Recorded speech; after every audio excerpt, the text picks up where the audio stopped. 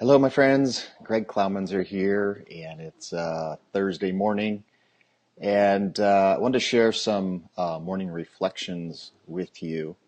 Uh, this video is about helping people find what they lost, and then also talking about the experience of losing something. I wanted to talk about that phenomena and that experience. So, if you've ever lost your car key, a wedding ring, a pair of sunglasses, uh, most people have lost something. Maybe even a kid at the mall, or your dog got out, or something like that. But there's this, particularly like if you like car keys or something that you value, or maybe a wedding ring or something that has sentimental value for you. Um, when someone loses something, it creates a tremendous amount of angst for that person. But I want to talk about how that occurs. Like it isn't the object itself that is causing the trouble. It's the thoughts and the compounding of those thoughts that really give people difficulty with the act of losing something. So what I mean by that is like basically everything else stops. Like I'm unable to really be engaged in life. I'm unable to pass go and collect $200, so to speak. And you could say my world comes to a dead stop. And and what I notice is that I start going back through memory lane, retracing my steps. So where could I have left that? And and then go check that off the box, and well, that's not there, and then think some more about, well, where might I left the keys, or just kind of play along as I'm talking here. If you've lost something, just notice the experience of losing something and what happens and what creates the angst. The angst isn't losing the object, it's all the thinking we have about that, and then replaying all of the steps of where I may have left that, and this and that. And then what happens is we start to have some thoughts about the impact of losing those in the future, like uh, how that will impact me and make my life more difficult.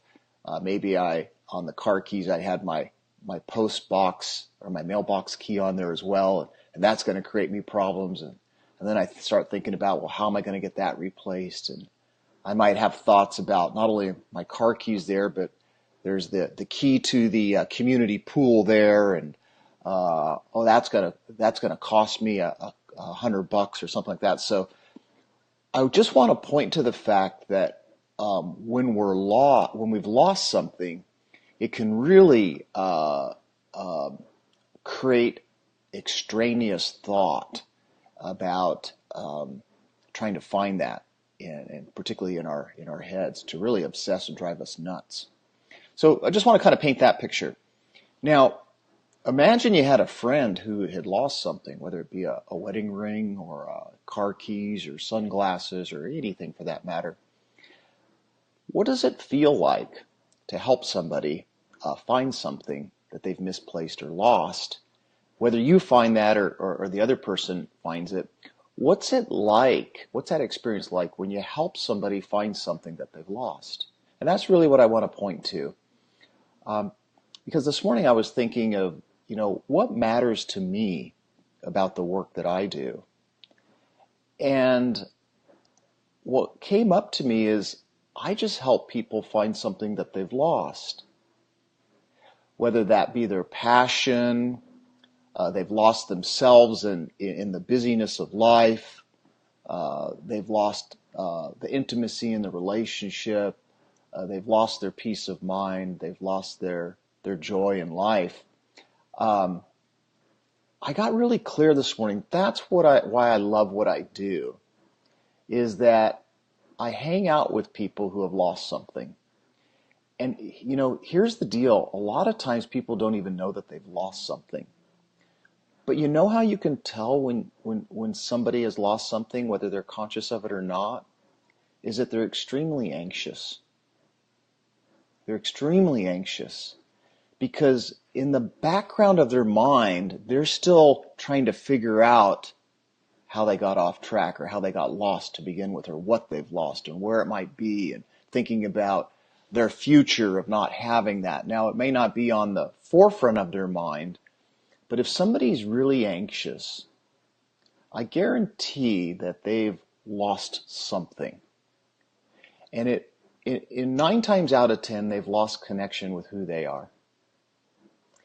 And so one of the things I love about the work that I'm doing is I'm just helping people find themselves. And you could call that a very selfish act because what occurs when you help somebody find their keys or find themselves or find their dog, there's this sudden good feeling that comes with that. And that's why I love what I do, because selfishly I get to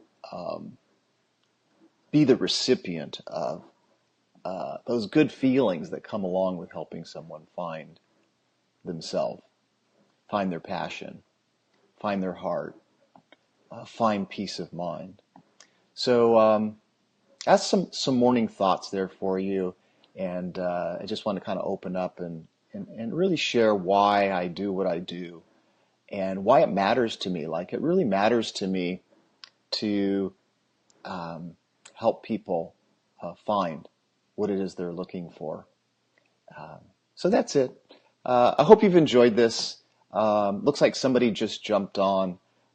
I think this was a really great video. I'm going to do the recap right now, and you can listen to the whole thing.